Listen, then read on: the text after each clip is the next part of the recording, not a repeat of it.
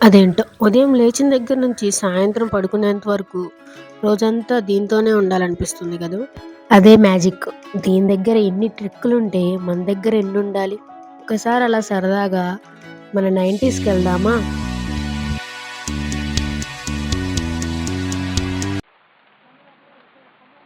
గుర్తొచ్చాయా? సరిగ్గా ఇవే రోజులు. సమ్మర్ హాలిడేస్ వచ్చేసాయి. చదువుని ఇంక సర్దిపెట్టి అందరం కలిసి చేసే అల్లర్లు, అన్నదమ్ముల మధ్య ఆటలు, గొడవలు, అమ్మతో పోటీలతో మాటలు. ఇంకా అదే రోజు వర్షం పడితే ఆనందానికి అంతే లేదు. ఇంకా బోరు కొడితే బొంగరపు ఆటలు, అష్టాచమ్మ, ఏడు పెంకులాట బాగా గుర్తుందండోయ్. ఇవన్నీ పక్కన పెడితే ఇంకా ఇంట్లో ఏదైనా తేడా వస్తే అమ్మతో తిట్లు భలే సరదా ఉంటుంది కదూ. ఇంతకీ మన ఫేవరెట్ టీవీ షోస్ మర్చిపోతే ఎలా? పంచతంత్రం.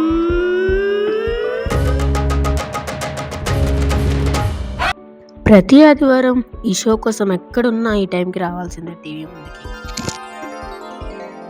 ఇంకా ఈ షో అయితే చెప్పాల్సిన అవసరమే లేదు.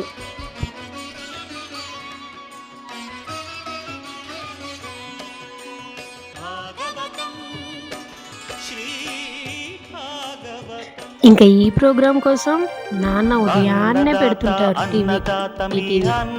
తెలుగు రాష్ట్రాల్లో ఈ షో అయితే చాలా మంచి ప్రోగ్రాం. చాలా మంది స్మాల్ స్కేల్ ఫార్మర్స్ని అలాగే ఎంటర్‌ప్రెన్యూర్స్‌ని ఇన్స్పైర్ చేస్తూ మంచి మంచి కల్టివేషన్ టిప్స్, టెక్నాలజీస్‌ని ఇంట్రడ్యూస్ చేస్తుంది వ్యవసాయంలో.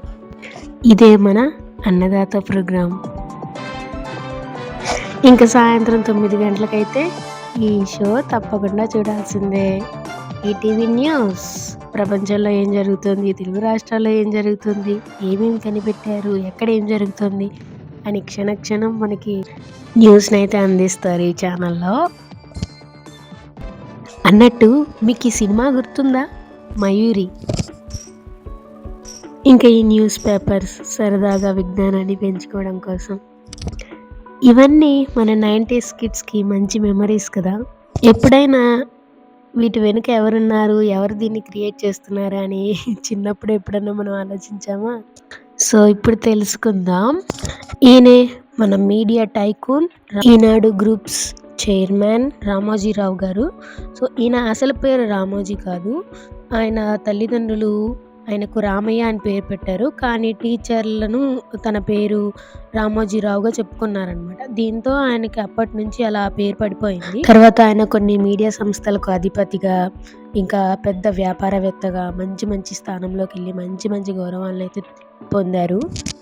మనం చిన్నతనంలో చూసిన super hit shows Panchatantram, Bhagavatam, అలాగే రాత్రిపూట ఆడవాళ్ళ కోసం సీరియల్స్, అందరి కోసం రాత్రి 9 గంటలకు 9 PM న్యూస్. సో ఇలా చాలా ప్రోగ్రామ్స్ చేశారు.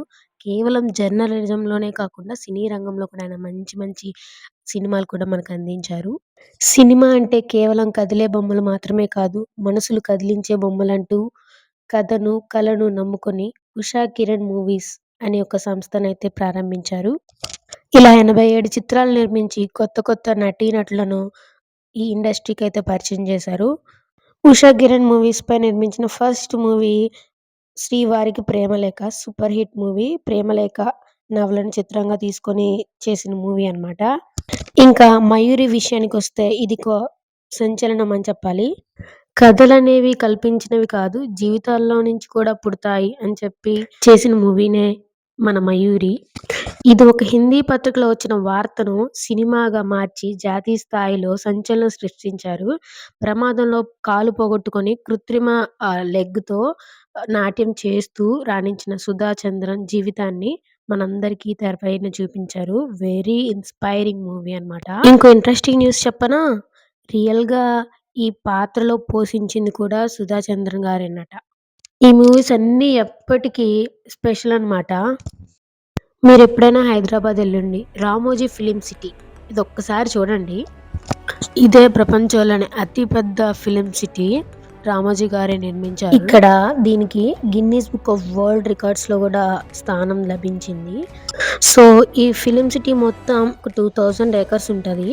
సో, ఇక్కడొక వస్తే ఒక మంచి ఫీలింగ్ అయితే ఉంటుంది. అంతేకాదు మనం సరదాగా మన ఫ్యామిలీతో వచ్చి ఇక్కడ డే మొత్తం స్పెండ్ చేయొచ్చు. ఒక టూరిస్ట్ ట్రిప్ లెక్క. అండ్ ఇక్కడ మనం మంచి డిఫరెంట్ డిఫరెంట్ లొకేషన్స్ చూడొచ్చు మూవీస్‌లోవి. ఇక్కడ ఓన్లీ తెలుగు మూవీస్‌నే కాదు బాలీవుడ్, హాలీవుడ్ మూవీస్ కూడా ఇక్కడ షూట్ చేస్తారంట. అలాగే ఈ సినిమా షూటింగ్‌కి కావాల్సిన టెక్నికల్ ఎక్విప్‌మెంట్, ఇంకా సెట్టింగ్స్, షూటింగ్ లొకేషన్స్ అన్నీ ఒకే చోట దొరుకుతాయి. చూడ్డానికి చాలా బాగుంది కదా! ఎప్పుడైనా హైదరాబాద్ ఎళ్ళుంటే తప్పకుండా చూడండి. అలా ఈయన సేవలకు ఎన్నో పురస్కారాలు, డాక్టరేట్లు కూడా వచ్చాయి. ఆంధ్ర విశ్వవిద్యాలయం, శ్రీ వెంకటేశ్వర విశ్వవిద్యాలయం, శ్రీ శ్రీ రవిశంకర్ విశ్వవిద్యాలయం నుంచి కూడా ఆయనకి గౌరవ డాక్టరేట్లొచ్చాయి.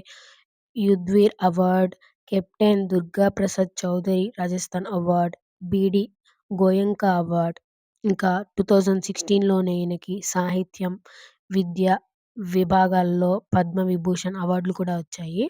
ఈటీవీ, మీ టీవీ అంటూ ఎన్నో అద్భుతాలు చూపించి మనందరికీ మంచి సందేశం, సంతోషం ఇచ్చిన ఆయన ఈరోజు మనల్ని వదిలి వెళ్ళిపోయారు.